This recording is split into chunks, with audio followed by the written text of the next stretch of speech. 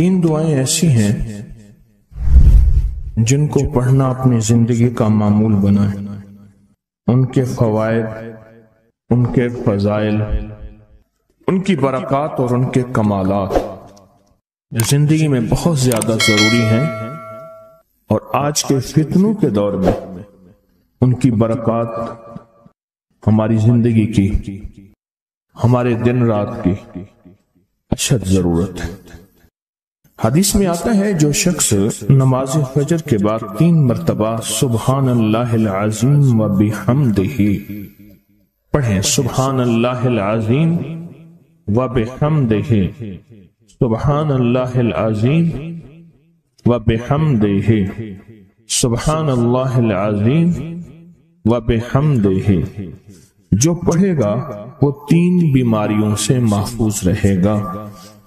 اندھا نہیں ہوگا، کوڑ جلدی بیماریاں نہیں ہوں گی، اس کو جلد کی کوئی بیماری نہیں ہوگی، معذور نہیں ہوگا، فالج نہیں ہوگا. انسان ساری زندگی ایک دعا کرتا ہے، مولا بستر چارپائی کا محتاج نہ کرنا، کسی بندے کا محتاج نہ کرنا، منجے اور بندے کسی کا محتاج نہ کرنا. جو شخص فجر کی نماز کے بعد جیسے کہ تسبیح خانے میں اس کا اہتمام اس لیے کرایا جاتا ہے کہ یہ ہماری طبیعتوں، مزاجوں، بولوں اور جذبوں میں آ جائے اور ہم اس کو روزانہ پڑھنے والے بن جائیں اور روزانہ پڑھنا اس کو اپنا معمول بنائیں. سبحان اللہ العظیم و بحمدہ، سبحان اللہ. اور ایک اور حدیث میں ہے کہ 2 کلمے ایسے ہیں جو اللہ کو بہت محبوب ہیں، زبان پر ہلکے ہیں، اعمال میں بہت وزنی ہیں، ترازو میں بہت وزنی ہیں. اور وہ 2 کلمے کیا ہیں؟ سبحان اللہ العظیم و بحمدہ. اور آقا کا فرمان ہے جس نے کہا سبحان اللہ العظیم و بحمدہ، اس کے لیے جنت میں کھجور کا ایک درخت لگ گیا، اور جس کے لیے لگا تو پھر وہاں جائے گا، کھائے گا. لگا میرے لیے، کھائے کوئی اور. سوچیں، جنت میں کھجور کا درخت لگا ہے تو اللہ پاک پھر اپنی رحمت اور قدرت کاملہ سے اس کو بھیجے گا اور وہ انشاءاللہ کھجور کھائے گا. یہ دعا اس لیے پڑھتے ہیں، ایک تو بیماریوں سے حفاظت، اندھے پن سے حفاظت، معذوری سے حفاظت، جلدی بیماریوں سے حفاظت. ایک تو اس لیے پڑھتے ہیں، اور ایک اس لیے پڑھتے ہیں کہ اس کے ایک دفعہ پڑھنے سے جنت میں اللہ کھجور کا ایک درخت لگا دیتا ہے. اور سنیں، رسول اللہ صلی اللہ تعالی علیہ وسلم نے فرمایا جو شخص بھی سبحان اللہ العظیم و بحمدہ ایک دن میں 100 مرتبہ پڑھتا ہے تو اللہ اس کے گناہ مٹا دیتے ہیں، چاہے گناہ سمندر کی جھاگ کے برابر کیوں نہ ہو. ایک تسبیح جو شخص پڑھتا ہے. رسول اللہ صلی اللہ تعالی علیہ وسلم ایک مرتبہ صحابہ سے فرمایا، آپ نے فرمایا کہ سبحان اللہ العظیم و بحمدہ 100 مرتبہ پڑھو، جس نے 1 مرتبہ پڑھا اس کے لیے 10 نیکیاں لکھی جائیں گی، جس نے 10 مرتبہ پڑھا اس کے لیے 100 نیکیاں لکھی جائیں گی، اور جس نے 100 مرتبہ پڑھا اس کے لیے 1000 نیکیاں لکھی جائیں گی. اور جو زیادہ پڑھے گا اللہ رب العزت اسے زیادہ عطا فرمائیں گے، اور جو اللہ سے بخشش طلب کرے گا تو اللہ ضرور اس کو بخشش عطا فرمائیں گے اور اللہ اس کو بخش دیں گے. ایسی طاقتور دعا ہم روزانہ رمضان میں بھی اور رمضان کے بعد بھی. تو کون سی دعا پڑھنی ہے آج کے بعد؟ سبحان اللہ العظیم و بحمدہ. کیا پڑھنا؟ یہ دعا روزانہ کو اپنے معمولات میں، اپنی تسبیحات میں، اپنے معمولات میں، اپنی عادت اور عبادت میں شامل کر لیں. تو انشاءاللہ فائدہ، نفع اور بہت زیادہ۔ ایک اور دعا ہم پڑھتے ہیں، اللہم اجرنا من النار۔ اچھا، اپنی ذات کے لیے اکیلے پڑھیں تو اللہم اجرنی من النار، اگر مجمع کے لیے اکٹھا پڑھیں تو اللہم اجرنا من النار۔ فرمایا حدیث میں ہے کہ جس شخص آپ ایک دفعہ فجر کی نماز سے فارغ ہوں تو کسی سے بات کرنے سے قبل اللہم اجرنا من النار، اے اللہ مجھے آگ سے بچا لے، پڑھ لیں، تو فرمایا اگر اس دن اس کو موت آ گئی تو اللہ اس کو آگ سے بچائے گا۔ اور جو مغرب کی نماز کے بعد پڑھے گا، مغرب کی نماز کے بعد، تو اللہ پاک اگر اس کو موت آ گئی تو اسی رات اس کو اللہ پاک آگ سے بچائیں گے، آگ سے۔ اور حدیث میں آتا ہے جب تم فجر کی نماز پڑھو، فارغ ہو جاؤ، تو یہ دعا 7 مرتبہ پڑھو۔ کون سی دعا؟ اللہم اجرنا من النار، اللہم اجرنا من النار، اللہم اجرنا من النار، اللہم اجرنا من النار، اللہم اجرنا من النار، اللہم اجرنا من النار، اللہم اجرنا من النار، اللہم اجرنا من النار، اللہم اجرنا۔ یہ دعا بخار کا بہت زبردست علاج ہے، جس کو بخار نہ چھوڑتا ہو۔ یہ دعا ہائی بلڈ پریشر کا زبردست علاج ہے۔ یہ دعا غصے کا علاج ہے۔ یہ دعا جس کے اندر وسوسے بہت زیادہ آتے ہوں، منفی وسوسے بہت زیادہ آتے ہوں، جو نیکی سے ہٹاتے ہوں، اس کا علاج ہے۔ اللہم اجرنا من النار، یہ بہت طاقتور علاج ہے۔ جس کا بلڈ پریشر ہائی رہتا ہو، جو بہت زیادہ ہر وقت غصے میں رہتا ہو، جس کا جسم بہت گرم رہتا ہو، جیسے رات ایک صاحب کہنے لگے کہ مجھے گرمی میں سے خوف آتا ہے، سردی میں مجھے راحت ملتی ہے، اس کے لیے بہت فائدہ مند ہے، بیماریوں کے لیے بہت فائدہ مند ہے۔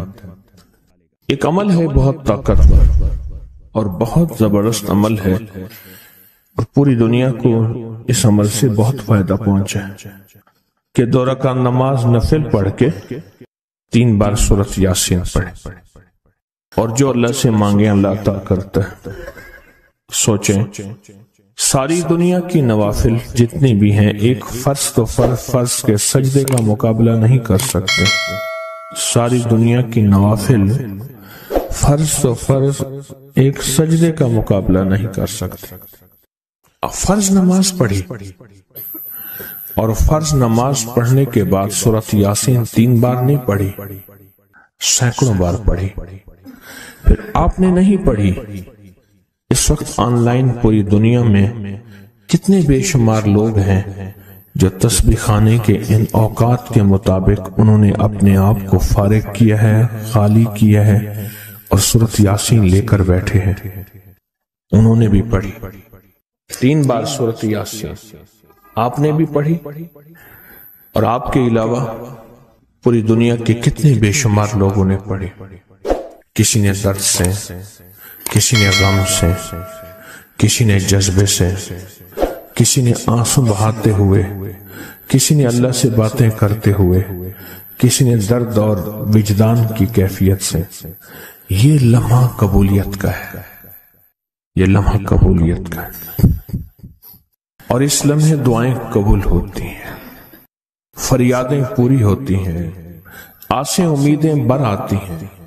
یہ بہت قبولیت کا لمحہ ہے، اور یہ بہت مقبولیت کا لمحہ ہے۔ اس عمل کے بعد سورۃ یاسین پڑھی جائے۔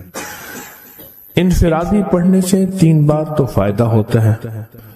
جس کو بھی میں نے یہ عمل بتایا، جس کو بھی میں نے یہ عمل بتایا، اس کو بہت فائدہ ہوا، اس کو بہت نفع ہوا۔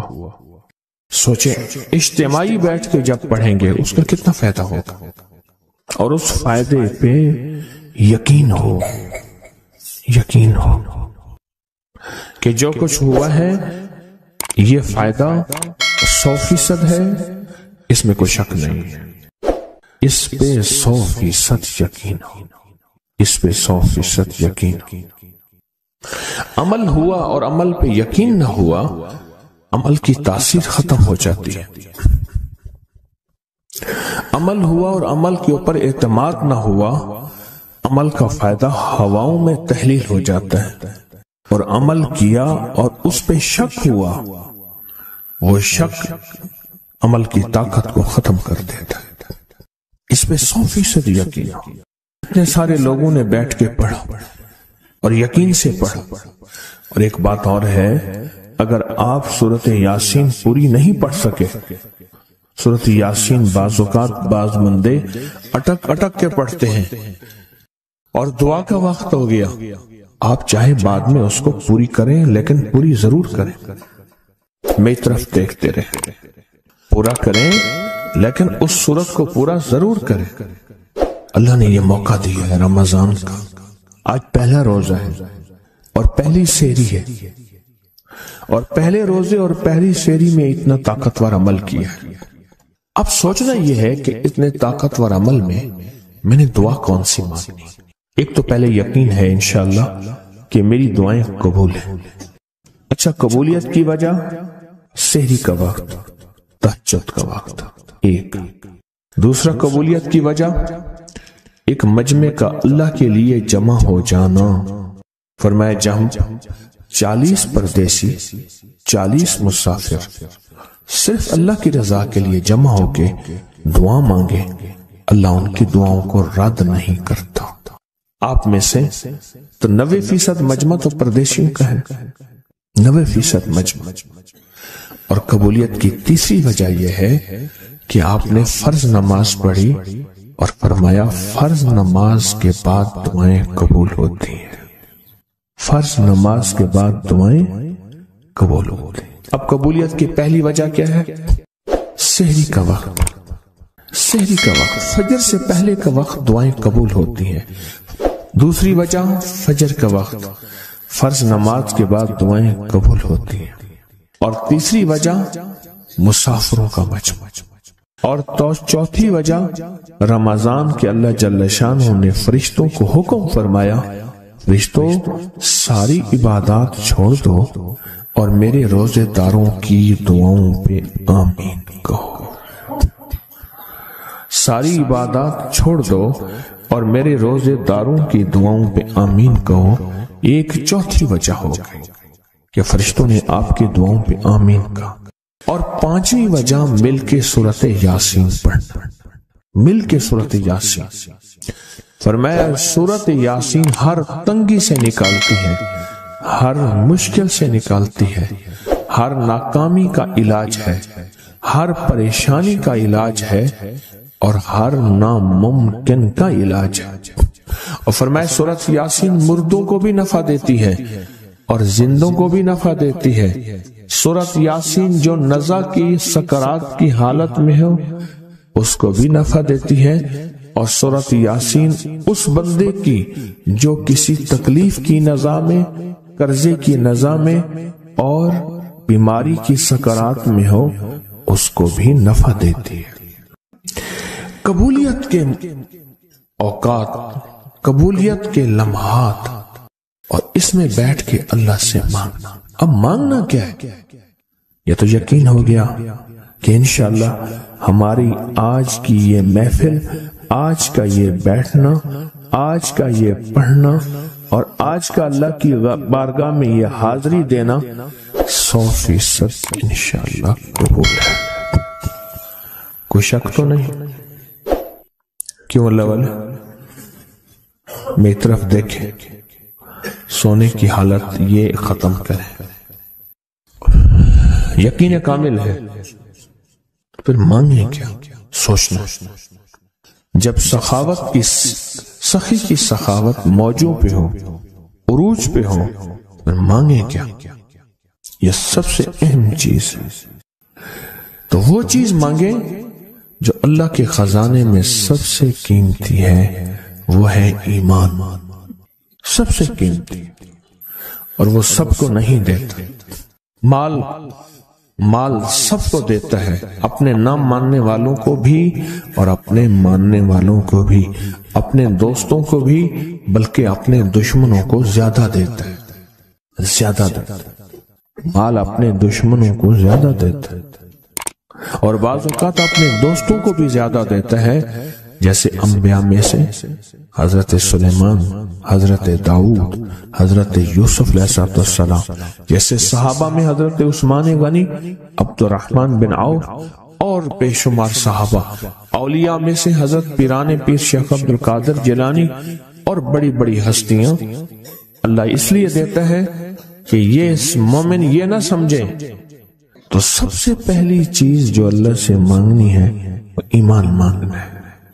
ساری دنیا مل گئی، سارا مال مل گیا، ساری حکومتیں اور ساری چیزیں ملی، ایمان نہ ملا تو ہم گھاٹے میں رہ گئے۔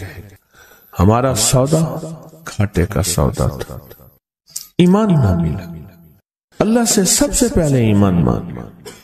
جو بندہ ساری عمر جو چیز مانگتا ہے، غور سے دیکھنا، غور سے سمجھنا، ساری عمر جو چیز مانگتا ہے، جو بندہ ساری عمر جو چیز مانگتا ہے، ساری عمر جو چیز مانگتا ہے، جو بندہ ساری عمر جو چیز مانگتا ہے، اگر نہ ملی، اللہ سچی طلب کی بنیاد پہ آخری وقت میں وہ چیز عطا فرماتے ہیں۔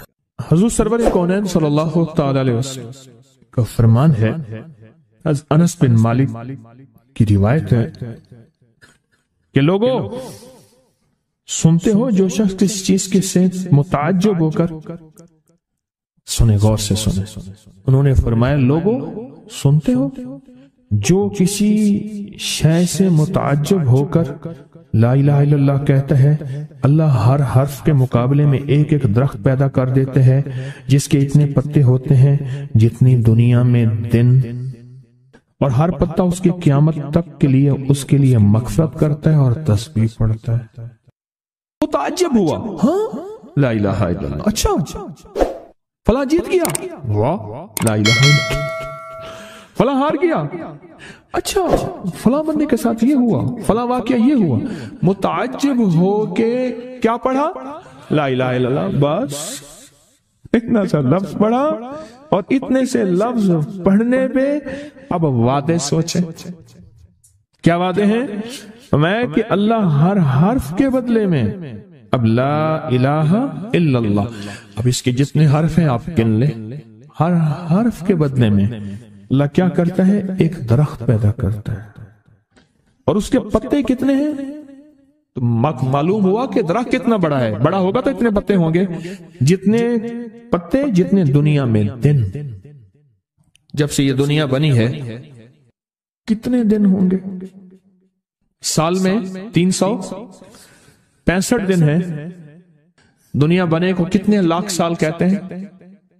کوئی 5 کہتا ہے لاکھ سال، کوئی 6 سال کہتا ہے، کوئی لاکھ، پتہ نہیں کتنے لاکھ اندازے ہیں۔ اتنے دن ہیں، خربوں سے خربوں نیکیاں، خربوں سے خربوں نیکیاں اسی وقت بیٹھ کے یوں سمولی، 1 منٹ میں جتنے دنیا میں دن ہیں۔ اور پھر وہ درخت، آگے سنیں، وہ درخت اس کے لیے قیامت تک مغفرت چاہتا ہے، اور وہ تسبیح پڑھتا ہے، اور اس تسبیح کا سارا ثواب اسی کو جاتا ہے۔ ایک بابا جی تھے، ان کی قوم عالیوان قوم ہے، عالیوان کہتے تھے، نام یاد نہیں۔ میں نے بابا جی سے پوچھا، میں کہ بابا جی کاروبار؟ آکے جھانبا، یہ ایک مخصوص لفظ ہے ان کا۔ میں نے کہا آپ کیا کاروبار کرتے ہیں؟ آکے جھانبا مارتا ہوں۔ جھانبا اصل میں کہتے ہیں درخت کا ایک بہت بڑا لڑا اور شاخ ہو، اس کو جب گھسیٹیں گے تو اس کے ساتھ پتے، چیزیں، شاخیں، تنکے، بہت سی چیزیں کٹھی ہو کے، سمجھ گئے نا، اس کے ساتھ آتی ہیں۔ اس کو آپ گھسیٹتے جائیں، جو کچھ دھاگا پڑا ہے، رسی پڑی ہے، شاپر پڑا ہے، لفافہ پڑا ہے، اسی کے ساتھ سمیٹتے آئیں گے، تو وہ بہت سی چیزیں ساتھ لے آتا ہے۔ میں نے اس سے پوچھا کاروبار کیا؟ کہہ رہا بس میں جھانبا برینا۔ بس والوں نے بات، وہ جھانبا کیا تھا؟ وہ 3 چیزیں بیچتا تھا۔ بازار کے ایک کونے سے دوسرے کونے تک. دانتن نہیں ہوتا یہ خواتین، اس کے گلے میں ہوتا تھا، ساتھ ایک قطر ہوتا تھا، ایک وہ بیچتا تھا. دوسرا عطر ہوتا تھا جس کو بارے کہتا کپڑا پھٹ ونجے خوشبو نہ ونجے، اس کے بعد میں الفاظ تھے کپڑا پھٹ جائے خوشبو نہ جائے. تیسرا کوئی سرما تھا وہ بیچتا تھا. شہر کے دروازے ایک بازار کے چلتے پھرتے ایسے، اس کو وہ جھامبا کہتا تھا. وہ کہتا تھا تھوڑی دیر کام کرتا ہوں روزی بن جاتی ہے، میں آتا ہوں.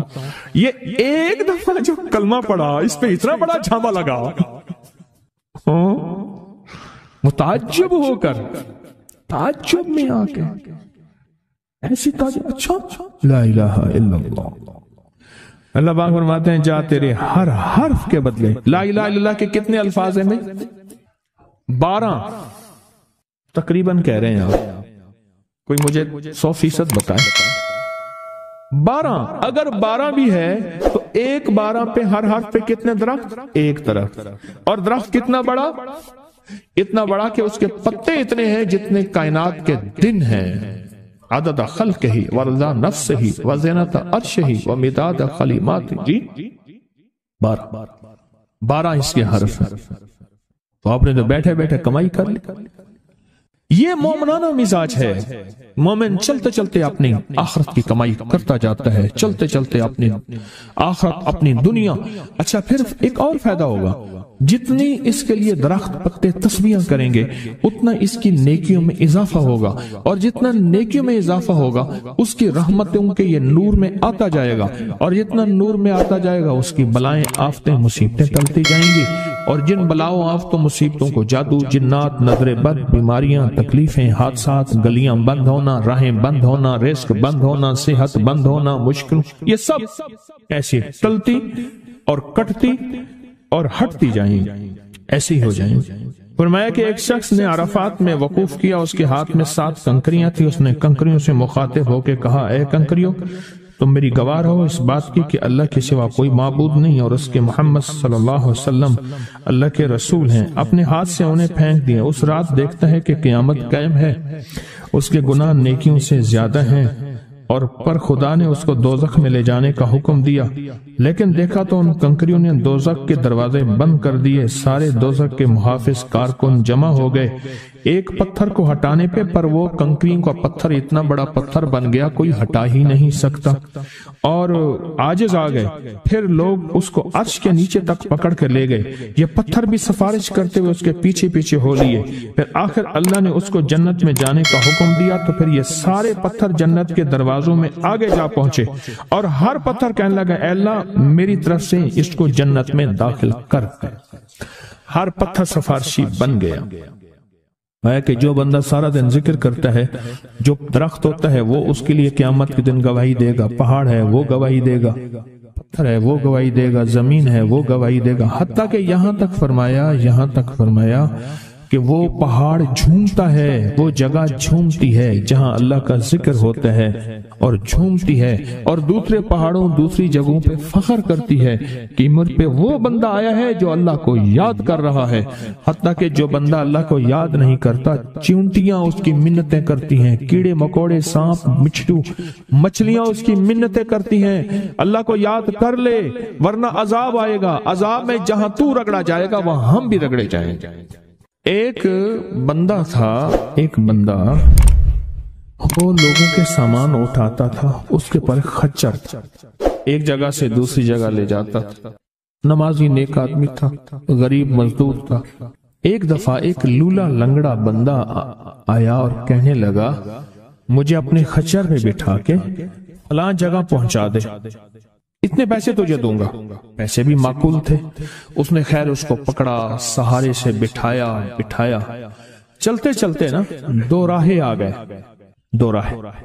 ایک راہ وہ تھی جہاں ساری دنیا جاتی تھی، ایک راہ وہ تھی جو سنسان تھی. وہ معذور آدمی کہنے لگا اس سنسان راستے کی طرف چل. سنسان راستہ. انہیں کہ میں تو ادھر سے جاتا ہوں، میرا معمول تو ادھر ہے، میں تو ادھر نہیں جاؤں گا.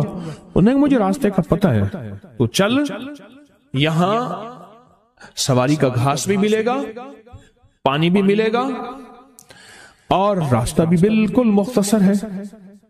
انہوں نے کہا ٹھیک ہے۔ آگے گئے تو وہ ایک وحشتناک جنگل آیا، اور وہ جو بندہ تھا معذور وہ ایک دم خچر سے اترا اور وہ ٹھیک ٹھاک تھا، اس نے خنجر نکالا اور اس کو قتل کرنا چاہا۔ تو اس نے کہا مجھے قتل نہ کر، تیرا مقصد مال ہے، چیزیں ہیں، مجھے چھوڑ دے۔ انہوں نے کہا نہیں، میرا اصول ہے، یہ دیکھ لوگوں کی کھوپڑیاں پڑی ہیں ہاں، انہیں میرا اصول ہے، میں پہلے بندہ مارتا ہوں پھر اس کا سامان لیتا ہوں، میرا اصول ہے۔ اس نے کہا کہ نہ کر منتیں کی انہیں۔ اچھا اس نے کہا مجھے 2 نفل پڑھنے دے۔ ہنس کے کہنے لگا اور بھی بڑے آئے تھے 2 نفل پڑھنے والے، تو بھی پڑھ لے۔ اب یہ 2 نفل کے لیے کھڑا ہوا، اوپر ظالم خنجر لے کے تقاضا کر رہا کہ جلدی کر، میں نے تمہیں قتل کرنا ہے، میرا اصول ہے۔ اسے کچھ سمجھ نہیں آ رہی، تو ایک دم اس کے اندر منہ میں زبان آئی، امن یجیب المضطر اذا دعا۔ ایک دم یہ آیت آئی، کون ہے جو بے چین دلوں کی دعاؤں کو سننے والا ہے؟ کون ہے جو بے چین دلوں کی دعاؤں پہ پہنچنے والا ہے؟ کون ہے جو بے چین دلوں کی دعاؤں کو قبول کرنے والا ہے؟ بس یہ آیت کہی اور نفل بس پڑھ ہی رہا تھا تو وہ تقاضا کیا، اس کا خنجر بڑھنے لگا تو ایک آواز آئی، رک جاؤ۔ آسمانوں سے آواز آئی، رک جاؤ، کڑکدار خوفناک آواز تھی۔ تو یہ جو خچر سوار تھا یہ رک گیا، پھر آگے بڑھنے لگا، پھر دوسری بار آواز آئی، رک جاؤ، پھر بڑھنے لگا۔ ایک گھوڑدار آیا، ایک گھوڑ سوار آیا، اس کے ہاتھ میں ایک غرض تھا، اس نے اٹھا کے اس کو مارا، اس ظالم اور قاتل کو، اور وہ گرا، اور جہاں وہ گرا تو وہاں آگ کے شعلے۔ اور وہ جب جانے لگا یہ کہنے لگا اب کون ہے؟ کہا میں اس آیت کا غلام ہوں، موکل ہوں، موکلات، اس آیت کا غلام ہوں، موکل ہوں۔ جب اس نے پہلی دفعہ یعنی میں فرشتہ ہوں، پہلی دفعہ اس نے تقاضا کیا، میں 7ویں آسمان پہ تھا، میں نے وہیں سے آواز دی رک جا۔ جب دوسری دفعہ اس نے تقاضا کیا، میں پہلے آسمان پہ تھا، میں نے وہیں تقاضا کیا رک جا۔ بس اس کے بعد پھر میں نے آپ کے اس کو مار دیا اور اس کو ختم کر دیا۔ اب بلائیں، اب بتائیں کہ ہم فرشتوں کو اپنی مدد کے لیے کیسے بلائیں؟ تاریخ بھری ہوئی ہے انسانیت کی، تاریخ بھری ہوئی ہے کہ فرشتوں نے انسانوں کی مدد کیسے کی اور ہر پل ہماری کیسے کر رہے ہیں۔ اگر حدیث میں آتا ہے، میرے آقا کا فرمان کا مفہوم ہے، اگر اللہ فرشتوں کو تمہاری حفاظت اور مدد کے لیے نہ بھیجتا تو اتنی بلائیں ہیں، اتنی بلائیں جو زمین پہ اور زمین کے خلاؤں میں اور زمین کے نیچے موجود ہیں، یہ تمہیں ٹکڑے ٹکڑے کر دیں، ریزہ ریزہ کر دیں، تہس نہس کر دیں۔ اتنی تو ہیں، اللہ فرشتوں کی حفاظت اللہ نے لگائی ہوئی ہے۔ اچھا ڈیوٹی بھی تو پہلے موجود ہے، ایک ہے نا ان کو نئی ڈیوٹیاں دینی، ڈیوٹی تو پہلے موجود ہیں، تو کیوں نہ ان کو ایسا قرب، ایسا تعلق، ایسی ترتیب بنائیں کہ ڈیوٹی پہ تو پہلے سے موجود ہے، وہ ہماری مدد کو آ جائے۔ اللہ نے لگایا ہی ہماری مدد کو ہے فرشتوں۔ اچھا چلو ہماری مدد اور بتاؤ، ایک اور مدد پہ اللہ، ابھی فرشتے فارغ ہونے والے ہیں تھوڑے دنوں کے بعد، اللہ کہے گا روزے دار کے لیے سارے فارغ ہو جاؤ۔ اب بتاؤ میرے روزے دار کے لیے فرشتوں سارے فارغ ہو جاؤ، کیوں؟ قیامت کی صبح سے لے کر جب تک کائنات بنی ہے قیامت تک فرشتہ کوئی رکوع میں ہے تو رکوع میں ہے، سجدے میں ہے کوئی تو سجدے میں ہے، قیام میں ہے تو کوئی قیام میں ہے، تسبیح میں ہے تو تسبیح میں ہے، کلمے میں ہے تو کلمے میں ہے، فرشتے لگے ہوئے ہیں۔ اللہ سارے فرشتوں کو فارغ کر کے کہتا ہے فرشتے فارغ ہو جاؤ، یا اللہ کیا کریں؟ میرے روزے دار کی دعاؤں پہ آمین کہو۔ فرشتوں کو اللہ نے فارغ کر دیا، خدمت میں تو ویسے لگے ہوئے ہیں، خدمت میں۔ آج ایک کال پہ مضمون کھلا ہے مجھ پہ، آج کی کال آئی ہے، پتہ نہیں کسی ملک سے آئی ہے، اور انہوں نے کہا کہ آپ کے درس میں نے سنا تھا، اور جب بھی مشکل ہوتی ہے فرشتوں کو پڑھ کے ہدیہ کر تو میرے کام ہو جاتے ہیں۔ وہاں سے میرا پھر ڈیٹا آنا شروع ہو گیا، ایک کال کی وجہ سے آج کال آئی ہے، ایک کال آئی ہے۔ فرشتوں کو تو اللہ نے ویسے فارغ کر دیا، اور ان قریب یہ روزے داروں کے لیے رمضان آ رہا، ہفتے 10 دن میں، اور دیکھیں پھر فرشتے بالکل فارغ اور خوش قسمت روزے دار، اور اللہ پاک فرمائے گا فرشتے یا اللہ کیا کریں، اور فرشتے ان روزے داروں